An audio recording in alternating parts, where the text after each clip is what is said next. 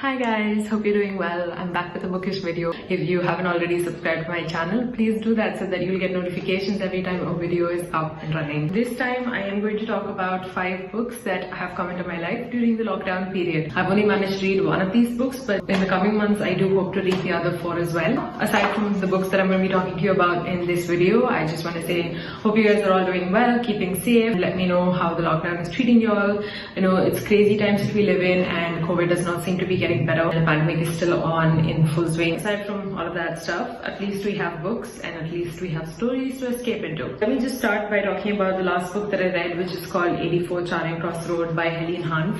This is a book about a woman who lives in New York and she is in touch with this bookstore which is in the United Kingdom, which is across the Atlantic Ocean, and she wants to procure a list of books. It's right after the Second World War or so, and she's trying to write to them and send lists of books that she's looking for. So this bookshop actually specializes in old editions and antique books, basically collector's items. Helene, she's into collecting those kinds of editions, and she has a correspondence between people in the bookstore and herself for the longest period. She writes to them every year for decades together, a non-fiction work in that sense. It's epistolary, there is no plot whatsoever, but that's the beauty of this book, the rawness of the writing. The second book that I want to talk to you guys about is Stay With Me by Ayobami Adebayo. This is a book that's set in Nigeria and it mainly deals with African traditions and African culture. In this book, the main character is a woman. She's sort of married to this man and she's trying to conceive a child, and basically the trauma and the mental strain that she is subject to in the process of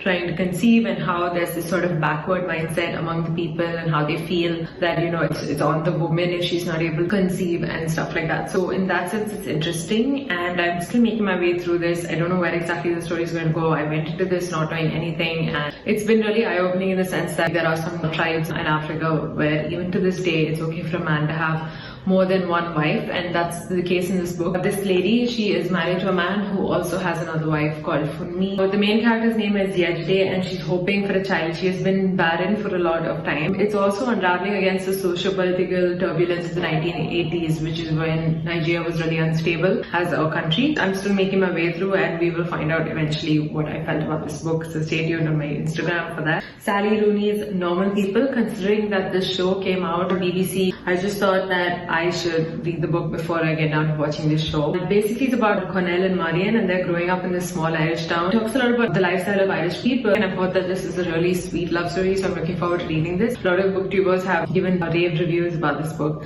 so I'm pretty sure that this will probably be a favorite. A lot of people have suggested that you read the audiobook, but I will still go and read this book. I also have the audiobook. I might listen to that simultaneously. The next book that I watched is The Godchild by Oforiata Ayim.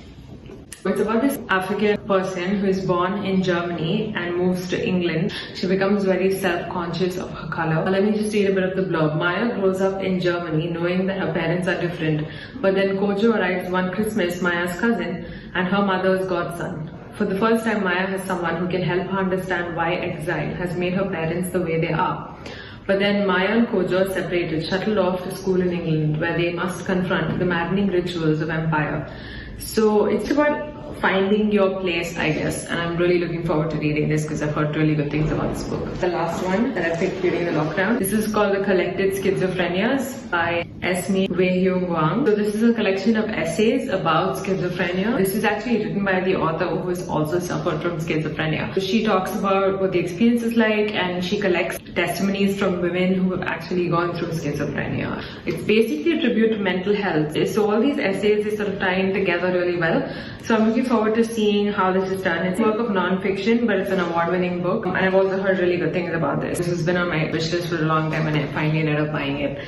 So yeah, it looks like that I have a lot of books to read. I will be back soon with the reviews of these books and hopefully some more which I've got on my Kindle. I will talk about those in another video, but in the meantime, I hope you guys are keeping safe and the lockdown is treating you well. Let me know how you're doing in the comment section down below and let me know what you're reading. Also, please like and subscribe to my channel if you already haven't, and hit the bell icon so that you can get notifications every time I post a new video and you'll be up to date. I look forward to hearing from you guys, and I shall be back soon with another video. I also plan to cover reviews of TV shows and movies that I've been watching because I've been doing a lot of that recently. So that will be there in another video that I'm going to be putting up very soon. So in the meanwhile, stay tuned, stay safe, bye.